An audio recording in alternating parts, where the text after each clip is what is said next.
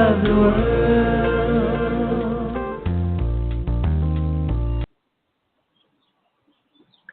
Welcome back, everybody. I had to take care of some problems, but now let's get into this. We create a reality for ourselves. We create our idea of religion, spirituality, and the path we're going to choose to take. Sure, we can change it at any given time to something else or add something to it. What I would suggest and say, if you find something that works, whatever that is, stick with it. Now, when people talk about meditation and multiple ways to do meditation, if you find one that kind of works for you, stay with it. It's not like if you have I'm trying to think of the best way to do this.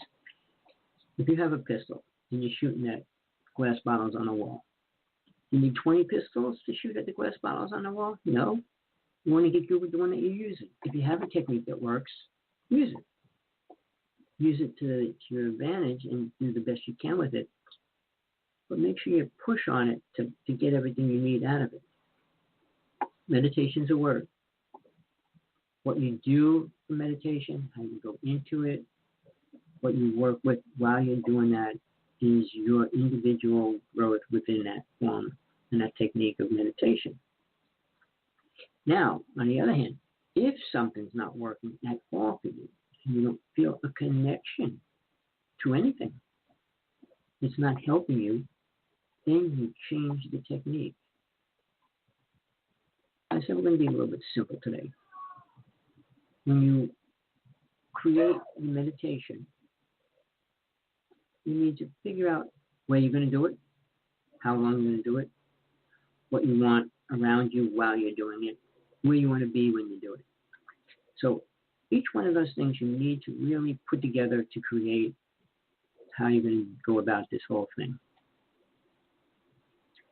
And it depends on your lifestyle, where you live, who you live with, what you do, how long you work, and things like that.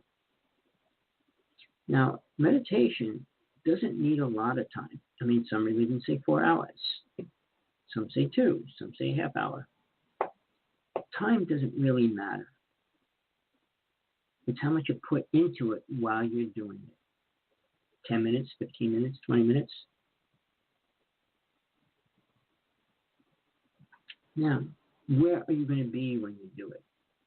Well, it depends on concentration. How good is your concentration? Because that also determines how much you're going to get out of meditation and how fast. And then, if you know you have bad concentration and things, then you have to create a scenario for it to be easier for you to get something out of it. So what's the easy thing going to be? Well, I want God realization, and I want it now. 2 questions that are like, maybe some future generation time frame, but in the moment, the realistic thing is, well, let's have an experience.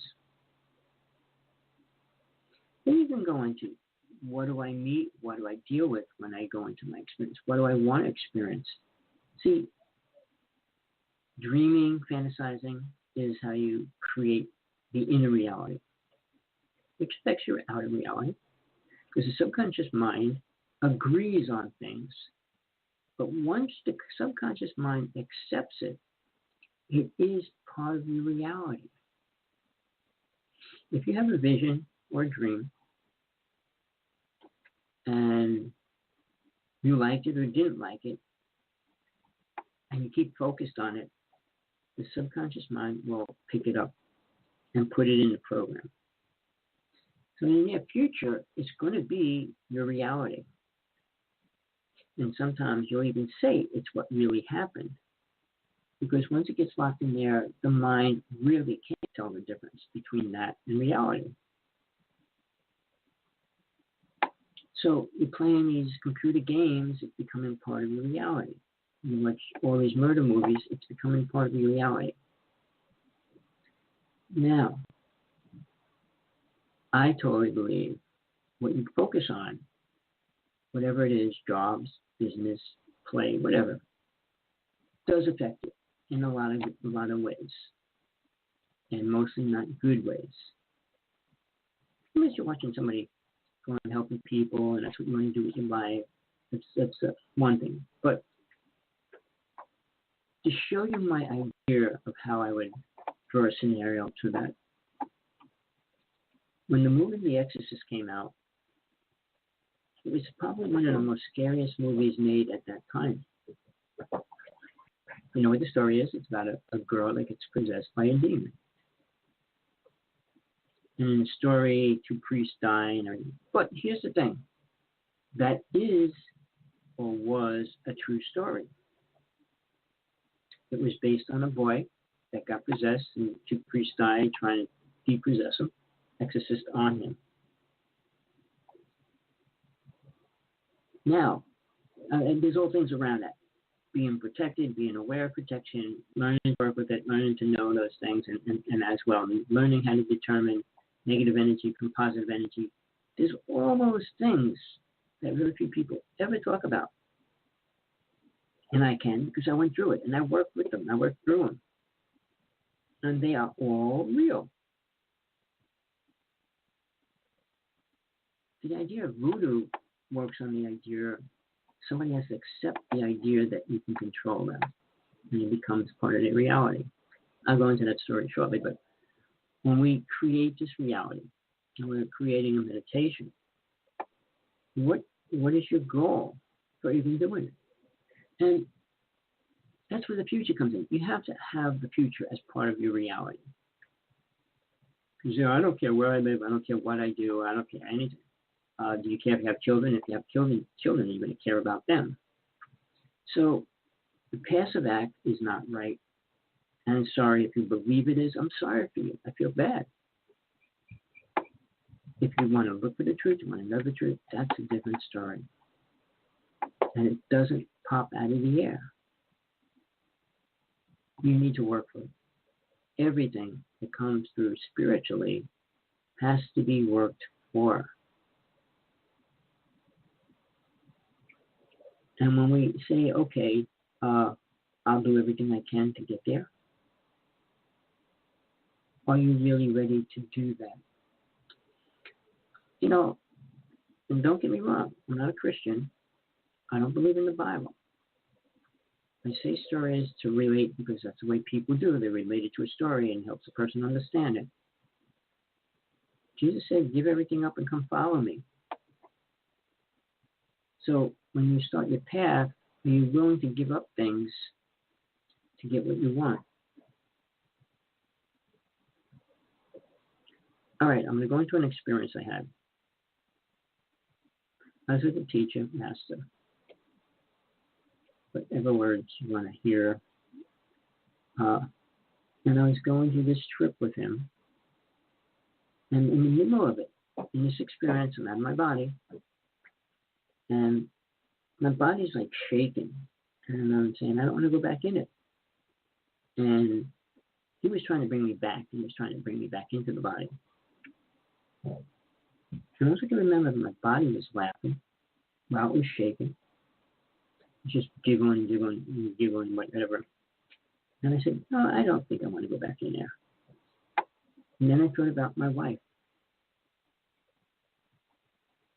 And I said, can I just leave her? And I said, no, I can't. But that is what actually brought me back. Nothing else. I took responsibility for that and knew I had to deal with it. And I came back. I don't know if I'm going to the whole experience, but that's how it went down.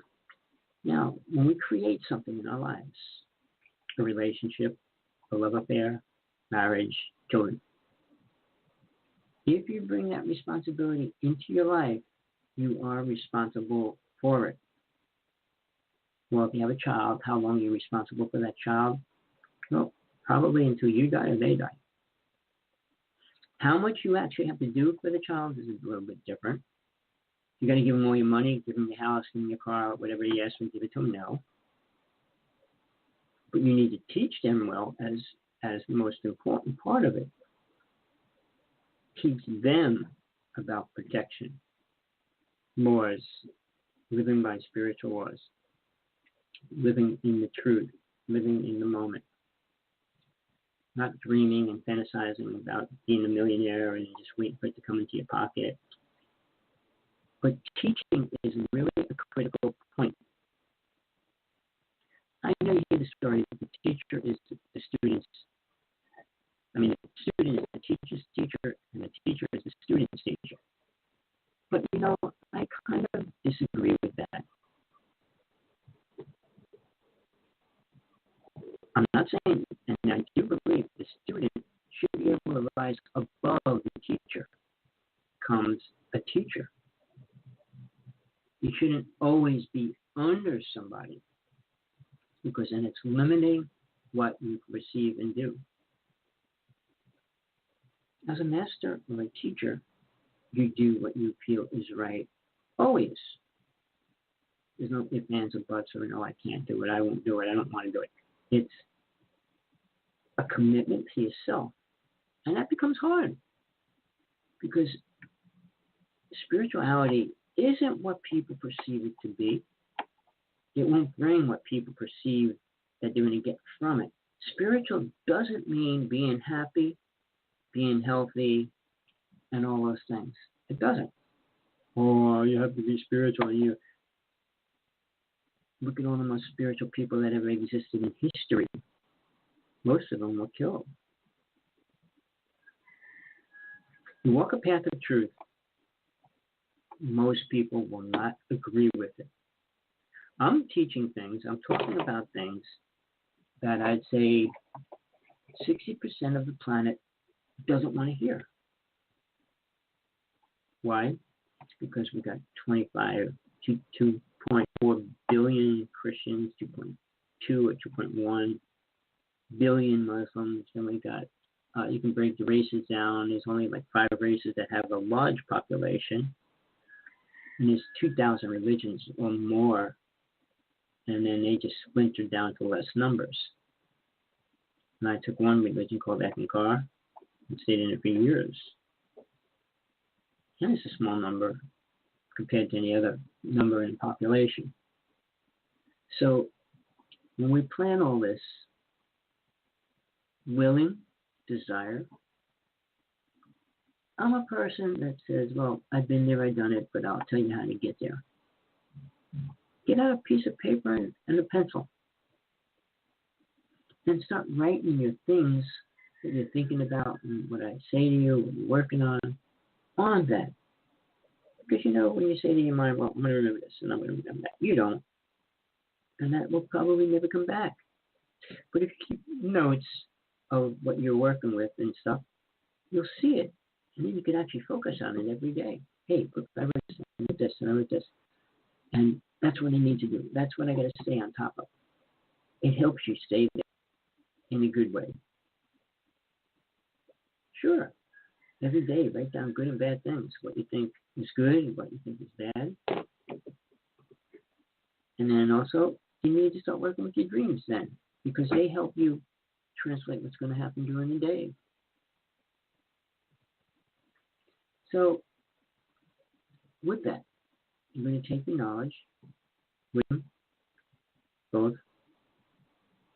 and mold it into something that you want. Now, it can come from ego, and that's a pretty simple thing to do. Very few people will really toss it around and see if it's ego or mind or soul. Because ego likes to know that it's the boss and in power. The ego controls. But the mind is a program. It's like a computer bank. It's only memories programmed into it so that whatever it knows came from somewhere. Now, out-of-body experience is within soul itself. So the mind can't do much with it except try to understand it. So when I say people leave their bodies and they have their experience,